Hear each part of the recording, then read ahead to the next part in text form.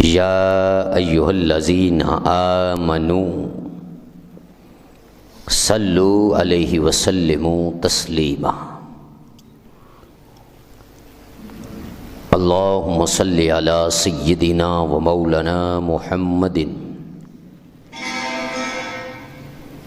بقدر حسنہ جمالہ وعلی آلہ وصحبہ وبارک وسلم۔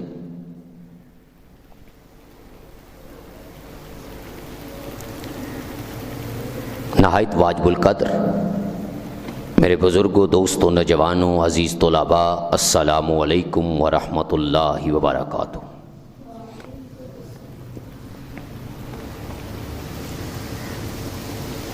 اللہ رب العزت کے کرم اور اس کے فضل سے اور حضور نبی کریم رحمت للعالمین کے نالین پاک کے تصدق سے ہم اس وقت عشرۂ رحمت کے آخری دنوں میں بیٹھے ہیں، اور یہ جمعۃ المبارک اپنے اندر رحمتوں برکتوں کو سموئے ہوئے ہے۔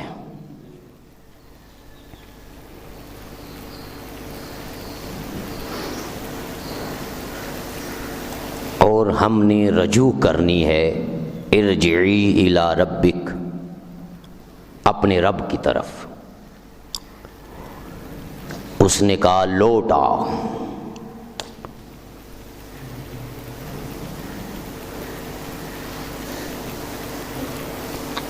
تو اس کی طرف جانے کے لیے کوئی راستہ بھی ہونا چاہیے جس میں پچھلے جمعۃ المبارک ہم نے اس کے اوپر بات کی تھی، اور کل چونکہ 10 رمضان المبارک ہے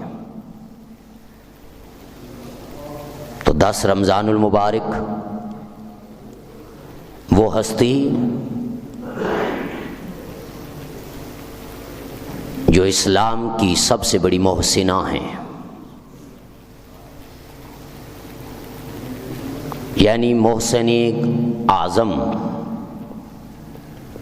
محسن کل، امام الانبیاء حضرت محمد مصطفیٰ صلی اللہ علیہ وآلہ وسلم ساری زندگی لوگوں کے دکھ سنتے، لوگوں کی تکلیفیں سنتے، لوگوں کی پریشانیاں سنتے،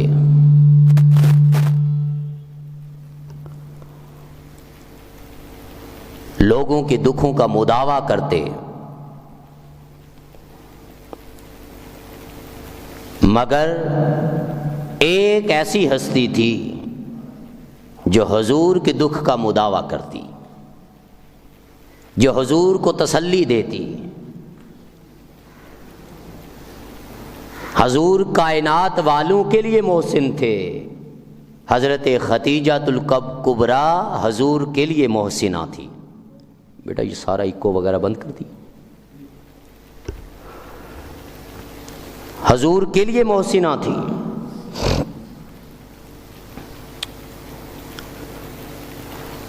اور جب حضور نبی کریم صلی اللہ علیہ وآلہ وسلم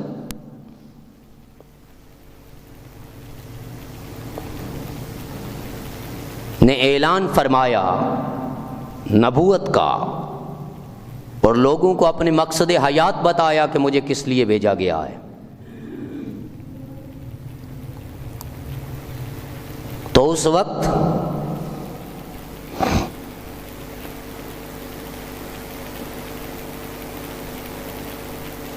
آپ کو سپورٹ کرنے والی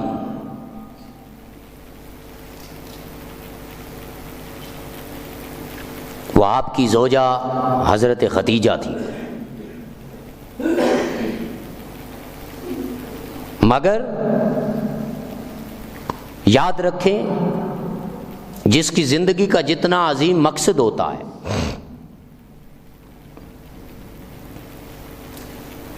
پھر اس کی سٹرگل بھی اتنی عظیم ہوتی ہے، اس کے جگرتے بھی اس کی ساتھ ہوتے ہیں،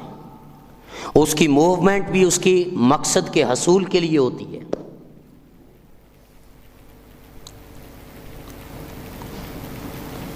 جیسا کہ تمام انبیاء اکرام، ان کو اللہ رب العزت نے ڈفرینٹ صلاحیتوں سے نوازا، اور اپنے دور کے زمانہ اس دور میں سب سے عظیم معجزہ دے کے بھیجا، جن میں ایک دو کا ذکر کر دیتا ہوں کہ حضرت یوسف علیہ السلام، آپ اپنے زمانہ کے، اس زمانہ کے، بلکہ روئے زمین کے سب سے پہلے اکنامکسٹ ہیں، آپ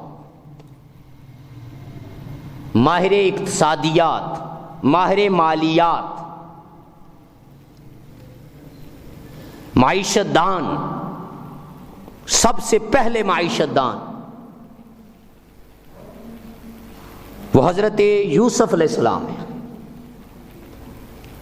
کہ اس دور میں قحط سالی اس لیول پہ تھی کہ بڑے بڑے دانشور اس مسئلے کو حل نہ کر سکے، تو اللہ رب العزت نے آپ کو اس معجزے سے نوازا، لیکن اس مقام پہ پہنچنے تک آپ کو کتنے تکلیفوں سے گزرنا پڑا۔ گھر سے نکلے، بھائیوں نے کنویں میں پھینکا، کنویں سے نکالا گیا، بازار میں بیچا گیا، جیل کی سلاخوں میں بند کیا گیا۔ یہ ساری سٹوری آپ نے سن رکھی ہے اور قرآن مجید میں سورہ یوسف کے اندر بیان ہے، مگر اصل جو مقصد اور مدعا تھا اس مقام پہ پہنچانا تھا کہ انسانیت اب جس لیول پہ پہنچ چکی ہے بھوکی مر جائے گی اگر یوسف نہ آیا تو اس طرح پھر آپ نے ان کو ایک نظام وضع کیا۔ حضرت داؤد علیہ السلام، آپ کو کئی معجزات میں سے ایک معجزہ آپ کی آواز کا بھی تھا، صوت دودی مشہور ہے، آپ سحر طاری کر دیتے تھے، گفتگو فرماتے تھے، اتنی پیاری آواز تھی، مگر اس کے ساتھ جو اصل چیز تھی، جو آج ہمارے علامہ صاحب ڈاکٹر ارشد محمود مصطفی صاحب نے بھی کوٹ کیا واقعہ، کہ آپ پہلے صنعت کار تھے، اور آج کے دور میں جیسے ہم کہتے ہیں سپر پاور امریکہ ہے، اسرائیل ہے، اس دور میں جالوت سپر پاور تھا، اور جدید ٹیکنالوجی، اس دور کی جدید ٹیکنالوجی سے اس نے ہتھیار بنا رکھے تھے۔ تو اللہ رب العزت نے پھر آپ کو اس دور میں ایسا علم دیا کہ اس دور کے جدید ترین اسلحہ اور ڈیفنس پاور کے لیے جو چیزیں ایجاد کر سکتے تھے آپ نے کی، اور یہ آپ کے معجزے کے طور پہ مشہور ہوئی۔ پھر اسی طرح حضرت سکندر ذوالقرنین، سورہ کہف میں آپ کا ذکر ہے کہ یاجوج ماجوج جو قوم جس کے بارے میں آپ نے پڑھ رکھا اور سن رکھا ہے، وہ نقصان پہنچاتے تھے لوگوں کو، تو آپ سلطان بھی تھے، بادشاہ تھے، تو آپ کا ایک علاقے سے گزر ہوا تو ان علاقے والوں نے ریکویسٹ کی، سورہ کہف میں اس کا بیان ہے کہ حضرت آپ کیا کریں کہ مہربانی کریں یہاں ہمارے اور ان کے درمیان ایک دیوار کھڑی کر دیں۔ اب اس زمانہ میں اتنی عظیم عقل اور ان لوگوں کو اس چیز سے چھٹکارا دلانے کے لیے کہ جہاں پتھروں کی دیواریں کام نہیں کرتی تھی، وہاں آپ نے کہا لوہے کی سلیں تیار کی جائیں۔ ان کو جوڑا گیا، نیچے آگ لگائی گئی، پھونکنیوں سے ہوا دی گئی، سب لوگوں نے اسے ہوا دی، وہ میلٹ ہو کے نیچے آئی۔ اب ضروری تھا کہ بعد میں سے زنگ نہ لگ جائے، تو تانبے کی آمیزش اس میں کی گئی۔ یہ معجزہ ڈیفرنٹ اللہ نے آپ کو دے کے بھیجا۔ اسی طرح حضرت عیسیٰ علیہ السلام کا زمانہ آیا تو کوڑ کا مرض عروج پہ تھا، طبیب اپنے بڑے پھرتے تھے کہ ہم طبیب ہیں، ہم ماہر حکمت رکھتے ہیں، یہ ہے وہ ہے، حکامات دم توڑ گئے، کسی سے اس کا علاج نہ ہوا تو اللہ رب العزت نے اس دور کا سب سے اسپیشلسٹ طبیب جسے بنایا وہ حضرت عیسیٰ علیہ السلام تھے۔ المخصراً ہر نبی کو اللہ نے کسی نہ کسی خاص معجزے سے نوازا، اور اسپیشلی آپ کو کوئی نہ کوئی، ہر نبی کو کوئی نہ کوئی اپنے دور کی جو ہے وہ عزت بھی دی، معجزے بھی دیے اور اس کی مہارت بھی دی۔ مگر جب آقا کی باری آئی، کوشچن یہ ہے، جب آقا کی باری آئی، حضور نبی کریم صلی اللہ علیہ وسلم کی باری آئی، تو آپ کے زمانہ کے بعد نبوت کا دورہ ختم ہو گیا، اب نبوت کا دروازہ بند ہو گیا، قیامت تک کسی نبی نے آنا نہیں تھا۔ اب جتنی بھی جدیدات، اختریات، جو بھی نئی نئی ایجادات ہونی تھی، ان ایجادات کے لیے ضروری تھا کہ کوئی ایسا موجد، ایسا جو ہے ایجاد کرنے والا ہو کہ جو قیامت تک کے لیے آنے والے ہر ایجاد کے پیچھے کھڑا ہو۔ تو خدا کی عزت کی قسم، قرآن کا مطالعہ کریں اور سیرت نبوی کا مطالعہ کریں تو تا صبح قیامت آنے والا ہر موجد، ہر ایجاد کرنے والا یہی کہے گا کہ اس ایجاد کے پیچھے محمد عربی کا ہاتھ ہے۔ بتانا یہ چاہتا ہوں کہ جس کو جتنی بڑی ذمہ داری دی جائے پھر اس کی سٹرگل اتنی عظیم ہوتی ہے، تگودو اتنی عظیم ہوتی ہے، مگر ہر دور میں ضرورت اس چیز کی رہی، اس چیز کی رہی کہ فائنینشلی کوئی مضبوط ہو، بیک بون اس کی مضبوط ہو۔ اگر فائنینشلی کوئی بیک بون مضبوط نہیں کسی کی تو اس کا سسٹم دڑم کر کے زمین پہ گر جائے گا، وہ اپنی اچیومنٹ نہیں کر پائے گا، سکسیسفلی نہیں آگے بڑھ پائے گا۔ اس کے لیے پھر ضروری تھا کہ میرے آقا نامدار صلی اللہ علیہ وآلہ وسلم کی کیونکہ سٹرگل عظیم تھی، اور آپ نے ایک نقطے کے اوپر عمل نہیں کرنا تھا، کام نہیں کرنا تھا،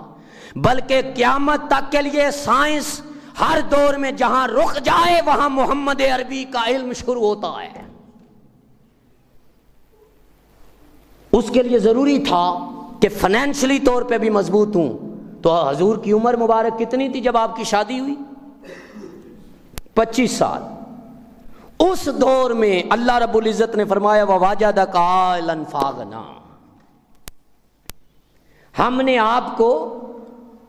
نے آپ کو وصال حق کا حاجت مند پایا۔ اب مفسرین لکھتے ہیں کہ اس وقت کیونکہ فائنینشلی آپ کو ضرورت تھی، مال کی بھی، سارا کچھ، تو آپ کیونکہ نبی اور خوددار تھے، کسی کے آگے ہاتھ نہیں پھیلا سکتے تھے، تو اللہ رب العزت نے غیبی ایسی مدد کی کہ سیدہ طیبہ خدیجہ الکبریٰ کی شکل میں آپ کو ایک ایسی خاتون عطا کی کہ جس کے پاس مال اتنا تھا کہ بڑے بڑے تاجر سیدہ خدیجہ سے قرضہ لے کے جاتے تھے۔ 25 سال کی عمر میں حضور نبی کریم صلی اللہ علیہ وسلم کو اللہ نے فائنینشلی مضبوط کیا، سب سے پہلے کس کے ذریعے؟ حضرت خدیجہ الکبریٰ کے مال کے ذریعے۔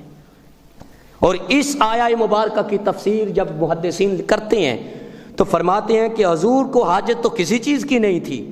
مگر وہ جو اللہ نے آپ کو غنی کر دیا اس کے پیچھے خدیجہ الکبریٰ تھی،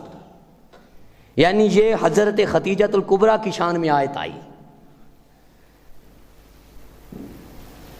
تو میرے بزرگوں، دوستوں، نوجوانوں، ایک سبق دینا چاہتا ہوں، لیسن دینا چاہتا ہوں۔ بس ویسے تو حضرت خدیجہ الکبریٰ سلام اللہ علیہ کی زندگی ایک ازہر من الشمس ہے، کھلی کتاب ہے کہ آپ پہلی وہ خاتون وہ ہیں جس نے سارا کچھ دین کے لیے لٹا دیا، پہلی خاتون وہ ہیں اسلام کی جس کو جنت کی بشارت دی گئی، پہلی خاتون وہ ہیں جس نے اسلام قبول کیا۔ آپ وہ خاتون ہیں، روئے زمین پہ 3 خواتین ایسی ہیں جسے سب سے بلند درجہ دیا گیا، ان میں ایک حضرت مریم، حضرت عیسیٰ کی والدہ، دوسری حضرت آسیہ فرعون کی بیوی، اور تیسری حضرت خدیجہ الکبریٰ۔ روئے زمین میں جتنی بھی خواتین ہیں عبادت کے جس درجے پہ مرضی چلی جائیں، مگر ان تین ہستیوں کا درجہ سب سے بلند ہے۔ اور خدیجۃ الکبریٰ سلام اللہ علیہا ہماری جو ماں ہیں، حضور کی زوجہ ہیں، یہ آج میں کوٹلہ میں بیٹھا ہوا تھا، جب میں قرآن کھولا تو اس سے پہلے میں نے پڑھا نہیں ہے، بس یہ قرآن کا عرفان ہے اور اس کی عطا ہے کہ سورہ احزاب میں اللہ رب العزت نے مختلف مقامات پہ ازواج مطہرات کو تنبیہ کی ہے، مگر خدیجۃ الکبریٰ واحد وہ خاتون ہے جسے تنبیہ نہیں کی گئی، وہ تنبیہ سے پاک ہیں۔ اس کی ریزن اس لیے کہ اللہ نے آپ کو بنایا ہی مصطفیٰ کے لیے تھا، اور پھر آپ کی گود میں پرورش پانے والی جو جنت کی ساری خواتین کی سردار ہوگی، اسے فاطمۃ الزہرا کہتے ہیں، اس کی پرورش کرنے والے کا حق بھی اگر کسی نے ادا کیا ہے تو وہ حضرت خدیجۃ الکبریٰ ہیں۔ اگر اس مقام پہ پہنچی ہیں آپ حضرت فاطمۃ الزہرا سلام اللہ علیہا، تو وہ حضرت خدیجۃ الکبریٰ کی قربانیاں ہیں۔ سارے مقامات اپنی جگہ، مگر آج کے آپ کی ذات سے ایک سبق دینا چاہتا ہوں، وہ یہ کہ جس کا مقصد جتنا عظیم ہوتا ہے، یہ ڈیفرنٹ اینگل پہ آپ سنیں گے، جس کا مقصد جتنا عظیم ہوتا ہے وہ اسٹرگل بھی اتنی عظیم کرتا ہے۔ حضور نبی کریم صلی اللہ علیہ وآلہ وسلم نے اپنی شادی کے بعد سب سے پہلے حضرت سیدہ خدیجۃ الکبریٰ سلام اللہ علیہا کو آگاہ کیا، انہیں آگاہ کیا اور بتایا کہ میری لائف کا مقصد کیا ہے۔ جب آپ نے آگاہ کر دیا، آپ کی زندگی سے واقف ہو گئی کہ محمد عربی کوئی عام شخص نہیں ہے، تو پھر جہاں دکھڑے ہوتے تھے، دنیا دکھ دیتی تھی، سیدہ خدیجۃ الکبریٰ اس کے اوپر دکھ کا مداوع کرتی تھی۔ دنیا زخم دیتی تھی، سیدہ خدیجۃ الکبریٰ اوپر زخم کے مرہم لگاتی تھی۔ آپ پریشان ہوتے تھے، سیدہ خدیجۃ الکبریٰ آپ کو حوصلہ دیتی تھی۔ یہی وجہ ہے کہ جب تک آپ حیات رہے حضور نے دوسری شادی نہیں کی، کیونکہ ایک ہی بیوی نے آپ کی پوری لائف کو اتنا کور کر رکھا تھا کہ دنیا کے دکھ سارے بھی آ جاتے تو ایک خدیجہ بس اتنا کہہ دیتی، آپ پریشان نہ ہوا کریں حضور، پھر آگے چل پڑتے۔ اب اس بات سے میں آپ تک ایک پیغام پہنچانا چاہتا ہوں کہ حضور کے سامنے ایک مقصد حیات تھا جو آپ نے اپنی بیوی کو بتایا۔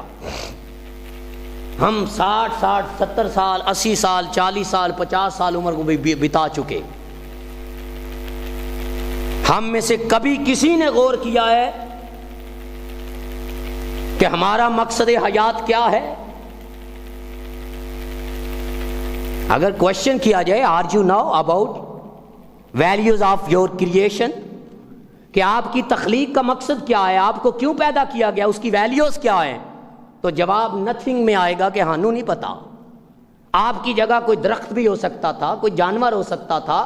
کچھ کوئی بھی پیدا کر سکتا تھا، رب صرف آپ کو ہی کیوں پیدا کیا؟ اب چونکہ ہمیں ہماری مقصد حیات پتہ نہیں ہے، ہماری زیست کا علم نہیں ہے کہ کیوں پیدا کیا گیا، اب مقصد زیست پتہ نہیں ہے، ہماری دنیا میں آنے کا جو ہے وہ رب نے کیوں بھیجا ہے ہمیں، اس کا مدعا ہم نہیں کر سکتے اور جان سکتے، تو عزیز من پھر جھگڑے ہی ہونے ہیں، کیونکہ ہم خود کلیئر نہیں ہیں اپنی لائف کے بارے میں، اپنی سیلف کے بارے میں، اپنی زندگی کے بارے میں، اپنی ذات کے بارے میں، تو ہماری بیوی کیسے ہمارے کلیئر ہوگی؟ یہی وجہ تھی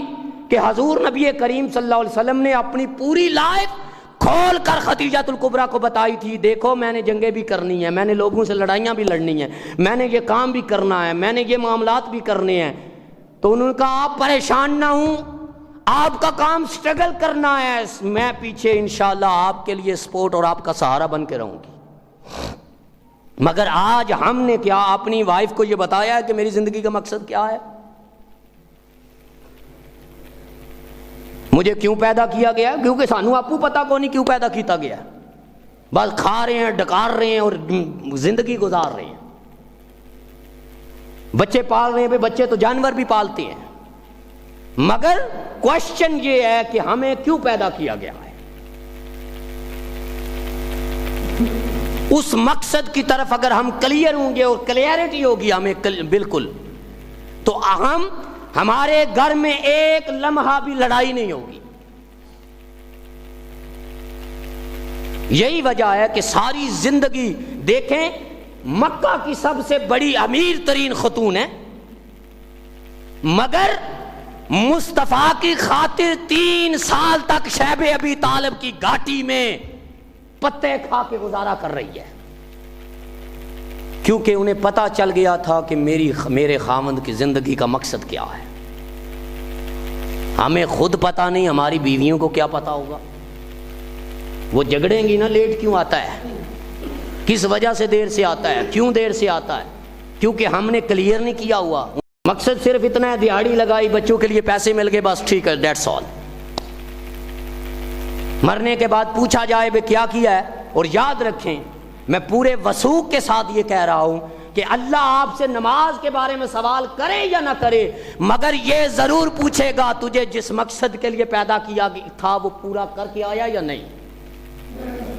اب وہاں ہم کیا جواب دیں گے؟ مولا ہم نے تو مرنے تک اپنا مقصد زیست ہی نہیں جان سکے۔ مر گئے، پوچھا بابے دے کمال کی نے انہیں کہ بابا لڑ والے لندایا، بابا زمینہ دے قبضہ وال کر لندایا، بابا یہ کر لیتا تھا، بابا وہ کر لیتا تھا۔ اب یہ کوئی مقصد زیست نہیں ہے۔ اس لیے آج کیونکہ کل سیدہ خدیجۃ الکبریٰ کے یوم وصال ہے، تو میں نے چاہا کہ اس موقع کو اس سے غنیمت جانے اور فائدہ اٹھاتے ہوئے آپ کی زندگی کا اس پہلو کو بھی لوگوں کے سامنے رکھا جائے کہ اگر کائنات کی سب سے امیر ترین عورت ہونے کے باوجود پتے کھا کے گزارا کر رہی ہے تو اسے اپنے خاوند کے مقصد حیات کلیئر تھے، جائے کہ وہ حضور نبی کریم صلی اللہ علیہ وسلم کی زوجہ ہیں۔ اتنا بڑا مقام ہے، سارا کچھ ہے، مگر سلیکشن ہوتی ہے،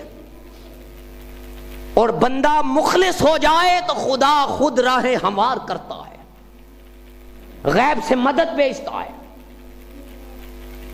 ہمیں نہیں پتا کہ ہمیں کس لیے بھیجا گیا،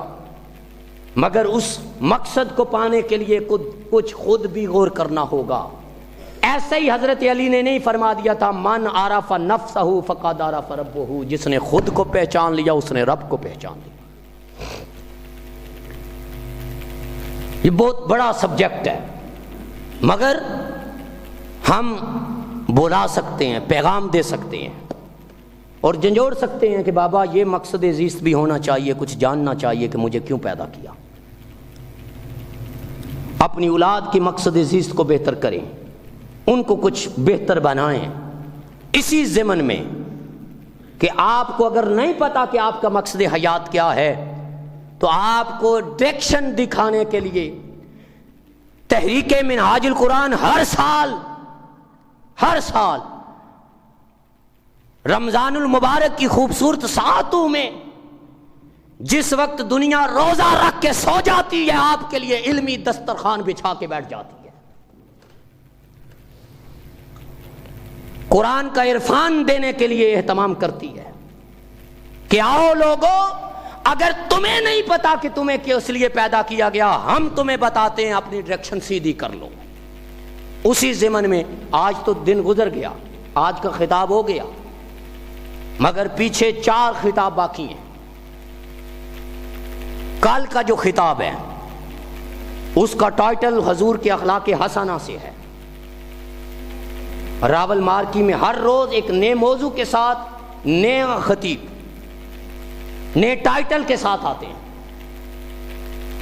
اور آپ حیران ہوں گے سن کے کہ جب آپ کو بتائیں گے کہ آپ کی زندگی کدھر جا رہی ہے اور ہم اپنی اولادوں کو کدھر لے کے جا رہے ہیں، کیونکہ اس دفعہ سارے کا سارا جتنے بھی ٹاپک ہیں اور جتنے بھی خطابات ہیں، دروس ہیں، وہ سارے کے سارے ہماری لائف سے متعلق ہیں، ہماری زندگی سے متعلق ہے، ہماری خاندانی عائلی زندگی سے متعلق ہے۔ کل حقوق ہلاک حسنہ کے اوپر حضور نبی کریم صلی اللہ علیہ وسلم کے ہلاک کریمانہ کے اوپر بات ہوگی۔ پرسوں جس اہم ٹاپک کے اوپر بات ہوگی وہ زوجین کے تعلق کا استحکام ہے، میاں بیوی کا تعلق، اس کے استحکام کے اوپر بات ہوگی۔ پرسوں جس عام ٹاپک کے اوپر بات ہوگی وہ ہے فلاح دارین کیسے ممکن ہے، کہ دنیا اور آخرت کیسے سنور سکتی ہے۔ دارین کہتے ہیں دنیا اور آخرت کو۔ آپ کو دعوت دی جاتی ہے کہ آپ خود بھی آئیں، اپنی بیوی بچوں کو بھی لائیں، اپنی بیٹیوں کو بھی لائیں، تاکہ وہ علم کے عرفان، قرآن کے عرفان سے فیض یاب ہوں اور ہمیں پتہ چل سکے کہ ہماری زندگی کا مقصد کیا ہے۔ یہ دعوت ہے تحریک منہاج القرآن کی طرف سے، ہماری طرف سے، اور آخر پہ انشاءاللہ بفضل خدا حضور نبی کریم صلی اللہ علیہ وآلہ وسلم کی توفیقات سے حضور شیخ الاسلام ویڈیو لنک کے ذریعے خود خطاب ارشاد فرمائیں گے۔ 5واں خطاب 3 مارچ کو آپ کو دعوت ہے، تاکہ ہم اپنی زندگیاں سنواریں، اپنے حالات کو بدلیں۔ یہ ایک اعلان ہے، ایک صدا ہے، ایک پیغام ہے۔ اس لیے ان موقعوں کو غنیمت جانیں۔ یہ رمضان المبارک کا مہینہ آپ کے لیے ہر روز ایک نیا پیغام لے کے آتا ہے۔ یہ رحمت کا عشرہ کل ختم ہو جائے گا، مگر ہم میں سے کتنے ایسے ہیں جنہوں نے اس رحمت کو پانے کے لیے سٹرگل کی؟ کتنے ایسے ہیں جنہوں نے آگے مغفرت کے عشرے میں تیاری کی؟ کیونکہ اس کے رحیم ہونے کو پانے کے لیے خود رحم دل ہونا ضروری تھا، خود شفیق ہونا ضروری تھا، خود جو ہے کریم ہونا ضروری تھا، تاکہ اس کا دریائے رحمت جوش میں آتا اور ہم پہ اپنی رحمت کا سایہ فگن کر دیتا۔ مگر 2 دن رہ گئے ہیں، آج کا تو آدھا دن گزر گیا اور کل آخری عشرے کا جو ہے وہ دن ہے رحمت کے عشرے کا۔ مگر پھر بھی دیر آیت درست آیت، آپ کو دعوت ہے، آپ سب آئیں اور اپنے باقی احباب کو بھی لے کے آئیں۔ اور اس کے ساتھ ساتھ ہمارے تحفیظ القرآن میں بچوں کے لیے داخلے جاری ہیں، آپ اپنے بچوں کو داخل کروانا چاہیں تو ضرور موسٹ ویلکم، تاکہ ان کو ساتھ دین کی تعلیم اور دنیا کی تعلیم دونوں تعلیموں کو یکجا کر کے دیا جائے۔ والسلام علیکم ورحمۃ اللہ وبرکاتہ۔